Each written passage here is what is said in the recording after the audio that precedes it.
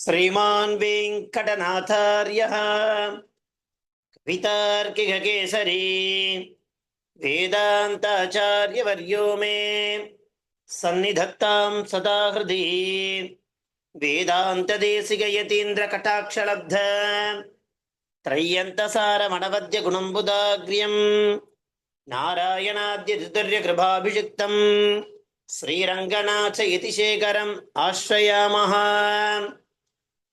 सन्तः श्रीरङ्गपृथ्वीश चरणत्राणशेखराः जयन्ती भुवनत्राण पदपङ्कजरेणवः। நம்ம சபாயை இன்றைய தினம் ஸ்ரீ பாதுகா சகஸ்ரத்தினுடைய தொடர் வரிசையில ஸ்லோகம் நம்பர் 284, 285 அண்டு 286 இந்த 3 ஸ்லோகங்கள் என்னென்ன, அதனுடைய பாவார்த்தம் என்ன அப்படிங்கிறத நாம அனுபவிக்க இருக்கோம். இந்த 3 ஸ்லோகங்களானது சஞ்சார பத்ததின்னு சொல்லக்கூடிய பத்ததி கீழே இருக்கக்கூடிய ஸ்லோகங்களாக இருந்திருக்கு. இதுவரை நாம மொத்தம் 283 ஸ்லோகம் வரைக்கும் பார்த்து முடிச்சிருக்கோம். அந்த கடைசியா பார்த்த ஸ்லோகம் என்ன? துவத்தஹ திரிவிட்டபச்சரான் அசபத்னைஷ்யன் ஆருஹ்ய தாக்ஷ்யம் அவருஹ்ய ந தக்ஷணேன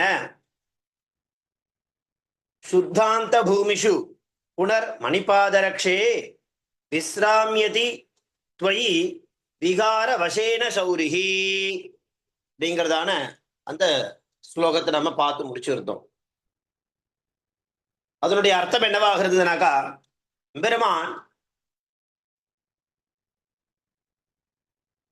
உபனிஷத்துகளை காட்டிலும் ஆழ்வார்களுடைய விஷயத்துல ரொம்ப பிரீத்தி உண்டு அப்படிங்கிறதாக காண்பிச்சு கொடுத்தது. ஏன் அப்படின்னாக்கா, உபனிஷத்துகள் எம்பெருமான அனுபவிக்கிறத காட்டிலும் ஆழ்வார்கள் அனுபவிக்கிறது எம்பெருமானுக்கு மிகவும் சுகமா இருக்கு அப்படிங்கிறதான ஒரு விஷயத்த அந்த 283வது ஸ்லோகம் மூலமா சுவாமி அழகா காண்பிச்சு கொடுத்திருந்தார்.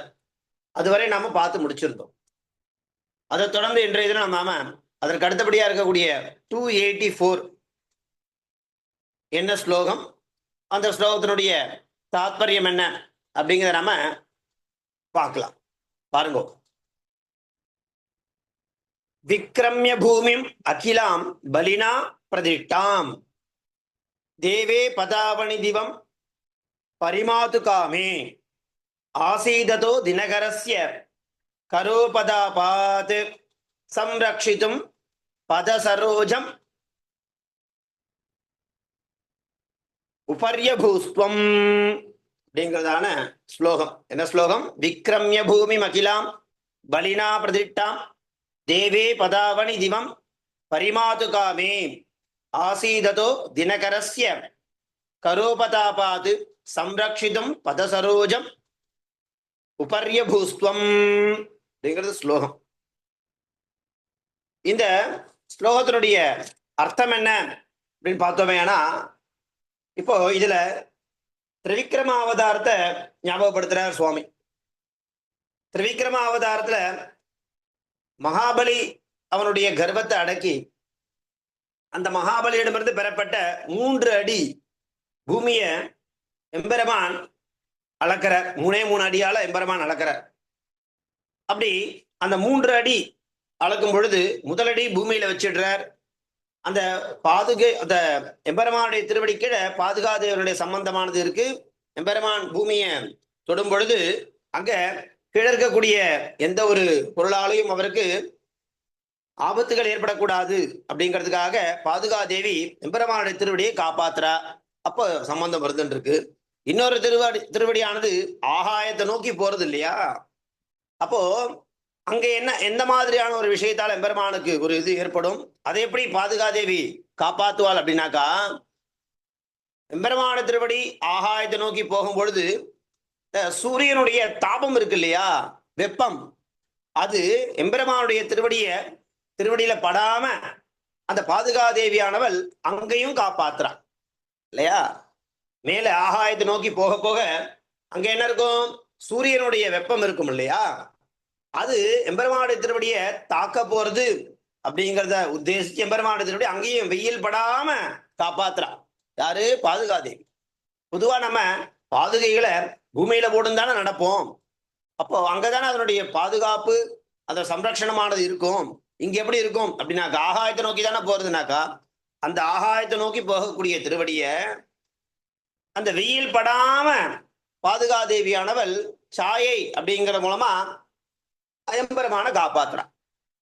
அப்படி என்ன அர்த்தம் பாருங்க, பாதுகையே நீ என்ன பண்ண, மணிபாத ரக்ஷே, பெருமாளுடைய திருவடியை காப்பாற்றக்கூடிய பாதுகைத்துவம் நீ. தேவி பெருமாளானவன் என்ன பண்றானாக்கா பலினா, பலினானா யாரு? மகாபலி சக்கரவர்த்தினாலே பிரதிஷ்டாம். பிரதிஷ்டானா கொடுக்கப்பட்டது. என்ன கொடுக்கப்பட்டார்? இந்த பூமி 3 அடி அளந்துக்கோன்னு கொடுத்தார் இல்லையா? அதனால அகிலாம் பூமியும், எல்லா பூமியும் அளந்து என்ன பண்ண, திவம் ஆகாயத்தை 1 அடி பூமியை ஃபுல்லா அளந்துட்டார். அடுத்த அடி என்ன பண்றார்? திவம். திவம்னா ஆகாயத்தை பரிமாத்துகாமே. பரிமாத்துகாமேனா அளக்க வேண்டிய ஒரு நிலையானது ஏற்பட்டது. அப்படி அந்த ஆகாயத்துல என்ன பண்ற அப்படின்னாக்கா பரிமாத்துகாமே அளக்க வேணும் அப்படிங்கிற ஆசைப்பட்ட பொழுது ஆசீததா இருக்கக்கூடிய தினகரஸ்ய, தினகரனா சூரியன். இப்ப மேல ஆகாயத்தை அளக்கும் போது கிட்ட என்ன இருக்கு? இங்க பூமியில இருக்கும் பொழுது தூரத்துல இருக்கான் சூரியன். ஆனா நம்ம ஆகாயத்தை நோக்கி போக போக சூரியன் கிட்ட வருவான் இல்லையா?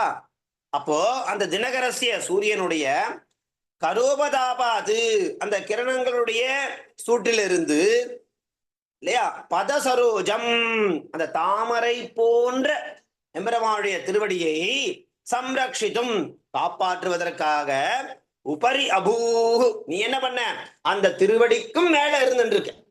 எம்பெருமானுடைய திருவடியில அந்த சூரிய கிரணமானது பட்டுட போறது அப்படிங்கிறதுக்காக அந்த திருவடிக்கு மேல நீ இருந்துட்டு நீ என்ன பண்ற, சம்ரக்ஷிதும் காப்பாற்றுவதற்கு உபரி அபூஹு மேலே இருந்தாய். இப்போ பொதுவா பாதுகாதேவி எம்பெருமானுடைய திருவடி கீழே தானே இருந்துட்டு இருப்பா. அப்போ பெருமாள் பூமியில நடந்துட்டு இருக்கும்போது தானே பாதுகாதனுடைய சம்ரக்ஷணமானது, அந்த காப்பாற்றுதல் அப்படிங்கிறது இருக்குமே. மேல் நோக்கி போகும்போது எப்படி இருக்குன்னா, இல்ல மேல பெருமாள் அளக்கும் பொழுது சூரியன் இருப்பார் இல்லையா? சூரியனுடைய வெப்பமானது எம்பெருமான் திருவடியை படும் இல்லையா? அப்படி படக்கூடாதுங்கிறதுக்காக எம்பெருமானுடைய திருவடிக்கு மேல இருந்துட்டு அந்த எம்பெருமானுடைய திருவடிய அவர் எப்பேற்பட்ட திருவடி அது அப்படின்னாக்கா என்ன அழகா சொல்ல பாருங்க. என்ன சொல்றாரு அப்படின்னாக்கா, அதாவது அவருடைய பாதம் இருக்கு இல்லையா, அது எப்பேற்பட்டது? பதசரோஜம் தாமரை பூ போன்ற திருவடியை உடையவர் அவர். அதனால கரோபதாபாத் அப்படின்னா அந்த கரோபனா கிரணம், தாபம்னா அதனால ஏற்படக்கூடிய வெப்பம். அந்த கிரணங்களுடைய சூட்டிலிருந்து இல்லையா எம்பெருமானுடைய பாதம் எப்படிப்பட்டது? பதசரோஜம் தாமரை பூ போன்ற திருவடியை சம்ரக்ஷிதும் அப்படின்னா என்ன அர்த்தம்? காப்பாற்றுவதற்கு உபரி அபூ மேலே நீ இருந்தமா. பாதுகையே என்ன பண்ற, திருவிக்கிரமாவதாரத்துல மகாபலி சக்கரவர்த்தியால கொடுக்கப்பட்ட அந்த 3 அடியில என்ன பண்ணிட்டார் அப்படின்னாக்கா பூமியை அளந்துட்டார் 1 அடியால.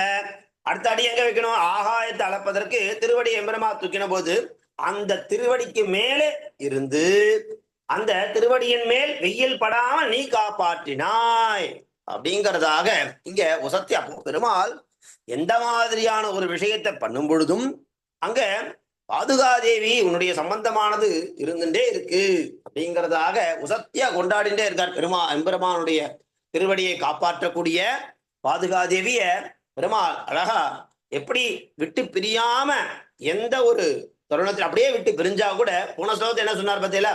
அதாவது ஒரு அசுரர்களை அழிக்கிறதுக்கு கருடன் மேல ஏறிண்டு அவளை அழிச்சிட்டு அடுத்த க்ஷணமே இறங்கிடுவாராம். ஆனா உன்னுடைய சம்பந்தத்தை தான் வெகு நேரம் கூடவே இருந்துருப்பார். அதனால என்ன சொல்றாருனாக்கா, மற்ற விஷயங்கள்லாம் எம்பெருமான உபனிஷத் மாதிரி கொண்டாடினா கூட ஆழ்வார்கள் கொண்டாடக்கூடிய விஷயத்தை பெருமாள் ரொம்ப சுகமா அனுபவிக்கிறார் அப்படிங்கிறத போன ஸ்லோகத்துல பார்த்தோம். அதனால அதை தொடர்ந்து இங்க பாதுகாதேவியானவள் எப்பவுமே பெருமாள்கிட்ட பிரியறதே இல்லை, பெருமாளுடைய சம்பந்தமானது இருந்துட்டே இருக்கு அப்படிங்கிறத திரிவிக்ரமாவதாரம் போய் அந்த திரிவிக்ரமாவதாரத்தில் நடந்த ஒரு விஷயத்தை காண்பிச்சு அங்கேயும் எம்பெருமானுடைய திருவடியை காப்பாற்றக்கூடிய பாதுகையே எனக்கு இப்படிதான் தோன்றது. அவருடைய திருவடி அந்த ஆகாயத்தை அளக்கும் பொழுது அவருடைய திருவடியின் மேல வெயில் படாமல் நீ காப்பாற்றினாய். அப்பேற்பட்ட பெருமை உனக்கு உண்டுமான்னு உசத்தியா கொண்டார்.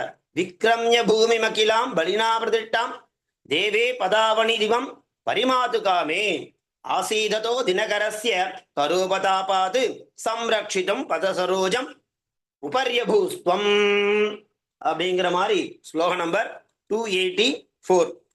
அது தொடர்ந்து நாம் பார்க்க போறது ஸ்லோகம் நம்பர் 285. இது என்ன ஸ்லோகம், அதனுடைய அர்த்தம் என்ன அப்படிங்கிறத நாம பார்க்கலாம். பாருங்க, ஸ்லோகம் என்ன? 285. त्वत्संगमात् ननु सकृत् विधि संप्रयुक्ता शुद्धिं पराम अधिजगाम शिवत्वहेतुं रंगादिराज पदरक्षिणी कीदृशी सा गंगा बभूव भवदीय गदागतेन. त्वत्संगमात् ननु सकृत् विधि संप्रयुक्ता शुद्धिं पराम अधिजगाम शिवत्वहेतुं रंगादिराज पदरक्षिणी कीदृशी सा गंगा बभूव பவதீய கதாகதேன அப்படிங்கிறது இந்த 285வது ஸ்லோகம். இப்போ ராமாவதாரத்தை பத்தி பேசுறார். போன ஸ்லோகத்துல திரிவிக்ரமாவதாரத்தை பத்தி பேசின சுவாமி இங்க ராமாவதாரத்தை பத்தி பேசுறார். ஏன் அப்படின்னாக்கா, முதல்ல அந்த பாதுகாதேவி என்ன பண்றா அப்படின்னாக்கா, முதல்ல திரிவிக்ரமாவதாரத்துல பெருமாளுடைய திருப்படியிலே பிரம்மா என்ன பண்றார்? தீர்த்தம் சேர்த்தார். எதை? அந்த தீர்த்தனா கங்கை. திருவிக்கிரமாவதாரத்துல எம்பெருமானுடைய திருப்படியானது ஆகாயத்தை நோக்கி போனதுன்னு சொன்னா இல்லையா, அடுத்த அடி அளக்கிறதுக்கு. அந்த சமயத்துல அந்த எம்பெருமானுடைய பெருமாளுடைய திருவடியில பிரம்மா தீர்த்தத்தை சேர்த்தார் இல்லையா. அந்த தீர்த்தத்திற்கு ஒரு தரம் உன்னால என்ன ஏற்படுது? சம்பந்தமானது ஏற்படுது இல்லையா. அந்த பெயரினால மட்டும் சிவனான இருந்தவர் நீ என்ன பண்ற? அர்த்தத்தினால உசத்தியான சிவனாக பண்ணும்படியான ஒரு பரிசுத்தி அப்படிங்கிற சிவபெருமான் தானே கங்கையை தலையில வச்சுட்டு இருக்கார் இல்லையா. அதனால அதுக்கு மேன்மை ஏற்படுது. இப்ப இங்க அந்த கங்கைக்கு உன்னுடைய சம்பந்தமானது ஏற்படுறது எப்போ? எம்பெருமான் திருவிக்கிரமாவதாரம் எடுத்து மறு அடி ஒரு அடி பூமி அளந்துட்டு அடுத்த அடியை பூமி ஆகாயத்தை நோக்கி கொண்டு போகும் பொழுது அங்க பிரம்மாவானவர் என்ன பண்றார்? தீர்த்தத்தை சேர்த்தார். அப்போ அந்த கங்கைன்ற தீர்த்தத்துக்கும் உனக்கும் ஒரு தரமானது சம்பந்தமானது ஏற்படுது இல்லையா. அதனால என்ன ஆயிடுச்சு? அந்த ஜலத்துக்கு பரிசுத்தமானது உண்டாயிற்று இல்லையா. அதே கங்கைக்கு ராமாவதாரத்துல காட்டுக்கு எழுதல திரும்ப வந்ததுல 2 தடவைக்கும் எவ்வளவு சுத்தி உண்டா இருக்குன்னு நினைச்சு பாருங்கன்னு சொல்ற இல்லையா. இப்ப இங்க ராமாவதாரத்தை மறுபடியும் அந்த கங்கை இருக்கிறதுனால பாதுகை ராமன் எழுந்துள்ளது போது கங்கையில போய் பிறகு பரதனோட வந்து இங்கு வந்திருக்கார் அப்படிங்கிறபடியான ஒரு விஷயத்த சொல்றா. அப்போ அந்த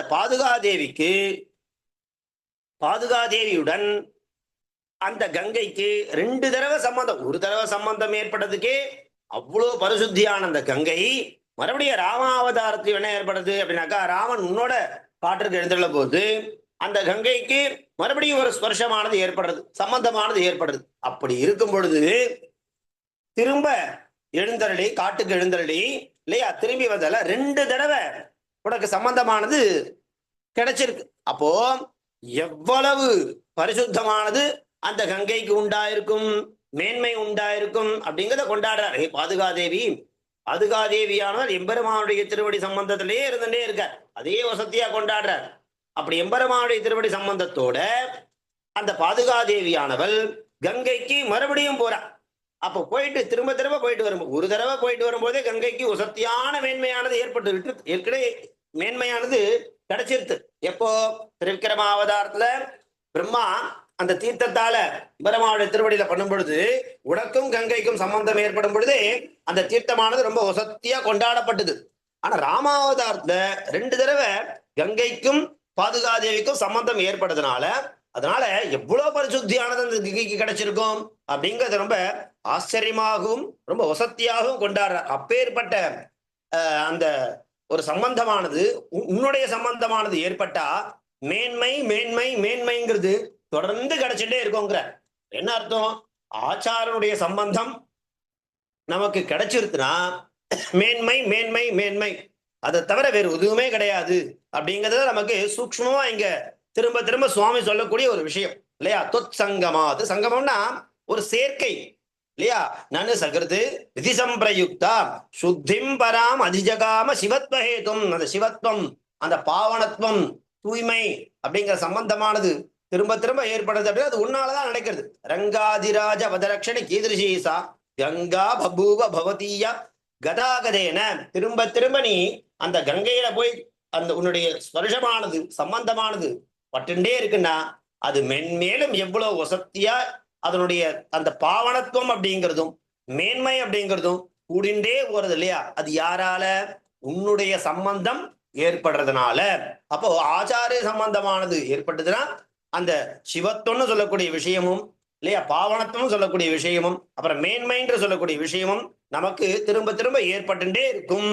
அப்பேற்பட்ட பெருமை அந்த பாதுகாதேவிக்கு ஆழ்வாருக்கு உண்டு அப்படிங்கிறத இங்க ஸ்திரமா சாதிச்சு காமிச்சுட்டே இருக்கார். தொத்சங்கமாத் நனு சகிருது விதி சம்பிரயுக்தா சுத்திம் பராம் அதிஜகாம சிவத்வஹேதும் ரங்காதிராஜ பதரக்ஷிணி கீதிருஷீசா கங்கா பபூவ பவதீய கதாகதேன அப்படிங்கிறதாக ஸ்லோகம் நம்பர் 285. அடுத்தது 286. அது என்ன ஸ்லோகம், அதனுடைய அர்த்தம் என்னன்றதை பார்க்கலாம். பாருங்க. விருத்திங்கமாம் ஜனஹிதும் பஜதா விகாரான் கிருஷ்ணேன ரங்க ரசிகேன கிருதாஸ்ரயாயாக சஞ்சாரதா தவ ததா மணிபாதரக்ஷே பிருந்தாவனம் சபதி நந்தன துல்யமாசீது. விருத்திங்கமாம் ஜனஹிதும் பஜதா விகாரான் கிருஷ்ணேன ரங்க ரசிகேன கிருதாஸ்ரயாயாக சஞ்சாரதா தவ ததா மணிபாதரக்ஷே பிருந்தாவனம் சபதி நந்தன துல்யமாசீது அப்படிங்கிறது ஸ்லோகம் நம்பர் 286. இங்க என்ன சொல்றாரு அப்படின்னாக்கா, ஏ மணிபாதரக்ஷே, உயர்ந்த கற்களால் இழைக்கப்பட்ட பாதுகையே, ததா இப்போ கிருஷ்ணாவதாரத்துக்கு போற. முதல்ல திரிவிக்ரமாவதாரம் பார்த்தார். அதன் பிறகு ராமாவதாரத்துல ராமர் சென்ற இடத்துல கங்கைக்கு சென்றார் இல்லையா? அப்ப பாதுகாதேவனுடைய சம்பந்தமும் அந்த கங்கைக்கு ஏற்படுது இல்லையா? அதனால அந்த சிவத்துவம்னு சொல்லக்கூடிய அந்த விஷயமானது மேன்மையானது எப்படி கங்கைக்கு திரும்ப திரும்ப கிடைச்சுட்டே இருந்தது அப்படிங்கிறத காண்பிச்சு கொடுத்த அவர் இங்க என்ன பண்றார் அப்படின்னாக்கா, கிருஷ்ணாவதாரத்துக்கு வர்றார். கிருஷ்ணாவதாரத்துல என்ன நடந்தது அப்படின்னாக்கா, கிருஷ்ணாவதாரம் பண்ண காலத்துல கவாம்னா அந்த பசுக்கள். ஏன்னா எம்பெருமான் கிருஷ்ணாவதாரத்துல பசுக்களோட தான் இருந்துட்டே இருந்தார் இல்லையா? அந்த இடையர்கள் குலத்துல பிறந்து அவளுடைய பிரதானமான கர்மா என்ன? பசுக்களை பராமரிக்கிறது. அந்த கவாம் அந்த பசுக்களுடைய விருத்தியை ஜனகிதும் உண்டு பண்ணுவதற்காக என்ன பண்ணுவானாக்கா, அதுக்கு கால்நடை ஏன் பிறந்தனாக்கா காலார நடந்து போயிட்டு திரும்ப காலார நடந்து வரணும். அதனால அதுக்கு கால்நடைன்ற பேர் வச்சிருந்தான் இல்லையா? அந்த மாதிரி மாடுகளை மேய்ச்சலுக்கு கொண்டு போறது, திரும்ப அழைச்சிட்டு வருது, இதுதான் அவருடைய விருத்தி. அதான் அவருடைய அந்த விஷயம். அப்பதான் அது மென்மேலும் மென்மேலும் வளர்ந்துட்டே இருக்கும் இல்லையா? அப்படி அத அந்த விருத்தியை உண்டு பண்ணுவதற்கு, ஜனகிதம் உண்டு பண்ணுவதற்கு விகாரான அந்த சஞ்சாரங்களை பஜதா அடையான் என்ற கிருஷ்ணன், அந்த கிருஷ்ணனான் ஆகின ரங்கரசிகேன, யாரு அப்படின்னாக்கா இந்த ரங்க விமானத்தினால ஆசையுடையதா இருக்கக்கூடிய பெருமாளே பிரதர். அது ஆசையா அடையாது இருக்க அடைகிறதை அதை வச்சுட்டு இருக்கக்கூடிய உன்னுடைய சஞ்சாரத்தினாலே பிருந்தாவனம்னு சொல்லக்கூடிய அந்த காடானது சபதி உடனே என்ன ஆயிடுது அப்படின்னாக்கா நந்தன துல்லியம்.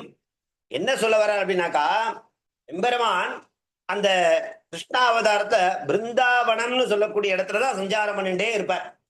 அந்த பிருந்தாவனத்துக்கு என்ன அர்த்தம்னாக்கா நெருஞ்சி முள்ளு அப்படின்னு அர்த்தம். நெருஞ்சி முள்ளா இருக்கு இல்லையா, அது நிரம்பின காடு. அப்படி இந்த நெருஞ்சி முள்ளெல்லாம் இருக்கக்கூடிய அந்த பிருந்தாவனம் எப்படி இருந்ததுனாக்கா ஒரே நெருஞ்சி முள்ளா இருந்துருக்கு. பெருமாள் என்ன பண்றார், கிருஷ்ணாவதாரம் பண்ண காலத்துல மாடுகளை வளர்க்கறதுக்காக உன்னை போட்டுட்டுதான் உன்னை அணிஞ்சுட்டு அந்த காட்டிற்கு போனார். உடனே என்ன ஆயிடுது, அந்த காடு நெருஞ்சி முள்ளா இருக்கக்கூடிய காடு உன்னுடைய சம்பந்தத்தோட கிருஷ்ணர் அந்த காடுன்னு சொல்லக்கூடிய அந்த விருந்தாவனத்திற்கு போன உடனே என்ன ஆகுதுனாக்கா தேவேந்திரனுடைய தோட்டம் ரொம்ப ரம்யமா இருக்கும். அந்த மாதிரி இந்த விருந்தாவனமானது ஆயிடுது அப்படிங்கறத காண்பிக்கிற. என்ன என்ன அர்த்தம்னாக்கா, அதாவது ஒரு மனுஷன் இருக்கா இல்லையா, அவன் சாதாரணமா இருக்கும்போது மனுஷன் தான். ஆனா ஆச்சாரருடைய முகமா அந்த பெருமாளுடைய அவன் பெருமாள் அவனை கடாட்சித்தான் வச்சுங்களேன், அவன் என்னவா ஆயிடுறான், நித்திய சூரி மாதிரி ஆயிடுறானா. எப்படி காண்பிக்கிறார் பாருங்க. சாதாரணமா இருக்கக்கூடிய நெருஞ்சிமில் தோட்டம் காடு, அது கிருஷ்ணன் பாதுகே சாத்திண்டு அங்க போய் அந்த காட்டுல அந்த சம்பந்தத்தை ஸ்பர்ஷத்தை பண்ற வரைக்கும் அது நெருஞ்சி முள் காடு. பாதுகா அப்படிங்கிற உன்னை சாத்திண்டு கிருஷ்ணன் அந்த விருந்தாவனத்துக்கு போன உடனே அது என்னவா மாறிடுது, தேவேந்திரனுடைய தோட்டமாக பிருந்தாவனமாக மாறி போடுறது. அப்போ சாதாரண மனுஷன் இருந்துட்டு இருக்கான், அவன் சாதாரண மனுஷனா இருக்கும் பொழுது சாதாரண மனுஷன் தான். ஆனா ஆச்சாரனுடைய முகமா பெருமாள் அவனை கட்டாட்சித்தார் வச்சுக்கோ, அவன் என்னவா ஆயிடுறான், நித்திய சூரியா ஆயிடுறான். அப்போ எவ்வளவு ஆச்சாரியனுக்கு எவ்வளவு மகத்துவம், பாதுகாக்கு எவ்வளவு மகத்துவம் அப்படிங்கிறத தொடர்ந்து நமக்கு அழகா காண்பிச்சு கொடுத்துட்டே இருக்கு. அந்த ஆதாரம் என்ன, நம்ம எதை பிடிச்சுக்கணும் அப்படிங்கிற விஷயத்த இந்த மாதிரி ஸ்லோகங்கள் மூலமா நமக்கு தொடர்ந்து சுவாமி அழகா காண்பிச்சு கொடுக்கிறார். விருத்திங்கவாம் ஜனகிதம் பஜதா விகாரான் கிருஷ்ணேன ரங்க ரசிகேன கிருதாஸ்ரயாயாக சஞ்சாரதா தவ ததா மணிபாதரக்ஷே பிருந்தாவனம் சபதி நந்தன துல்லியமாசீது. துல்லியம்னா நிகர்.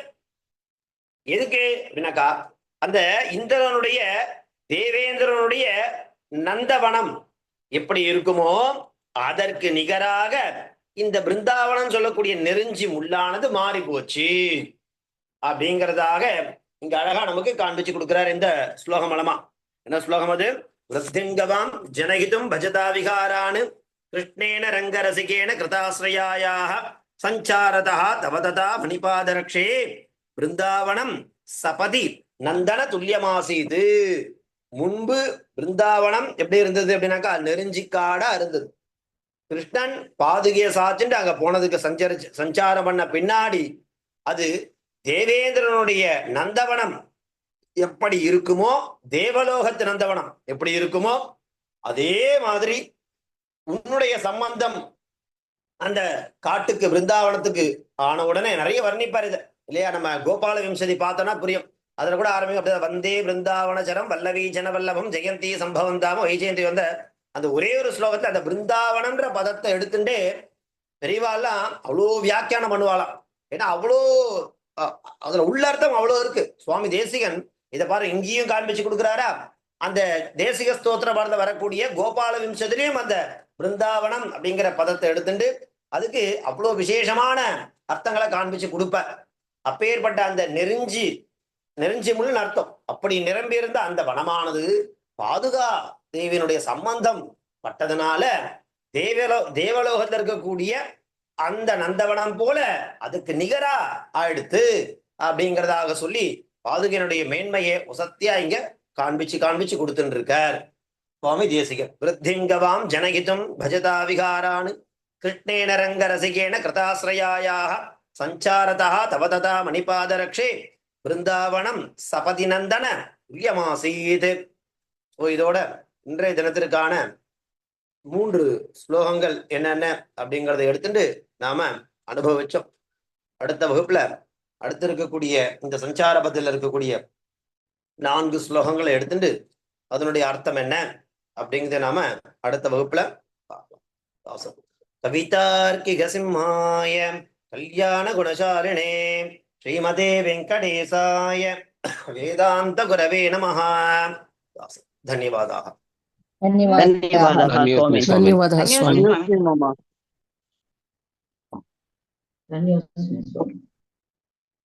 சொல்லுங்க சுவாமி. धन्यवादः स्वामी. दास धन्यवाद.